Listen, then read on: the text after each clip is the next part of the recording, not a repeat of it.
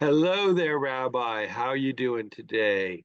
I see by the eruption behind you that we are on the mount again, collecting the latest in our series, The Ten Commandments. What is going on with those things? And here we are at number 3, as Carly Simon said, do not take the name of the Lord in vain. Is that the right one? Have I got that right? We have it. It's Exodus 20 for those of you watching and listening. So don't be concerned with whose version it is. Let's go to the original, Exodus chapter 20.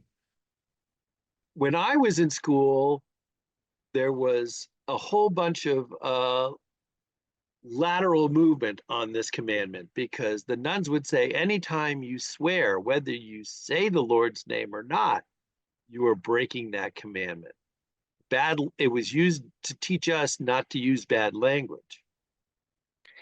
This has been one of my constant presentations is people adding to religion, to what Jesus said, what Moses said, what's written in the Holy Scripture for their own ends and goals, rather than going back to the original. What does it say? And I think it's really good because we can look back at Greek scripture, Hebrew scripture to see what it actually says rather than what somebody said, somebody said, somebody said. It's very straightforward.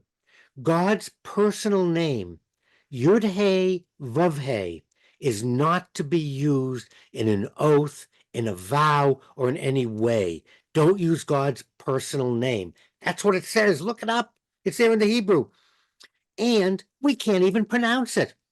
So this is the only commandment that's impossible to break because Yud He Vav He is mispronounced as Yahweh. That's not how it's pronounced. Jehovah, that's not how it's pronounced. It can't be pronounced because the combination of letters of consonants and vowels makes it unpronounceable. And sometimes it's referred to as the unpronounceable name. We talk about the tetragrammaton, four-letter name. And often in Judaism, we substitute Adonai, or we'll just say Hashem, the name. When we want to refer to God's personal name, since we're forbidden to pronounce it, and we can't pronounce it. Nothing to do with foul language. God was in the Navy. God's heard it all. You're not going to hurt his feeling by swearing. But that's a different question. The sisters were correct. In public society, we should watch our language. We shouldn't use vile or obscene language. We shouldn't call in political speeches or in emails, we shouldn't accuse a candidate by using a known swear word to refer to that other person. Just not a nice thing to do. It's disrespectful. And it doesn't help us get to the issue because you're defocusing. What I want to do, Joe, is separate etiquette from the commandment. And this is really a good example of misusing the commandment for, if not personal gain, for promoting a specific agenda.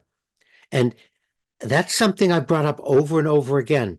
And clergy are guilty to the nth degree of using Greek scripture and Hebrew scripture, the teachings of our prophets, for personal gain, to get another jet plane, to build a big building, to get invited somewhere, to support a political candidate.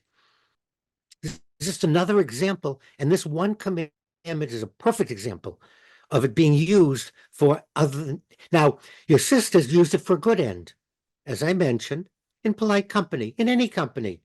There's no reason for vulgarities. There's no reason for belittling people. But make no mistake, our commandment is very explicit. Thou shalt not use God's personal name in an oath. You shall not use God's personal name just throwing it out. And a good example is people refer to me as rabbi or chaplain. Even people I know don't like to use my first name because they consider it disrespectful. If using my personal name is disrespectful, how much the more so using God's personal name would be disrespectful. And so that's our commandment. Let's respect God by not throwing his name around, and let's be careful in our public and private speech, how we refer to other people and language that we use. It's just not very becoming, Joe.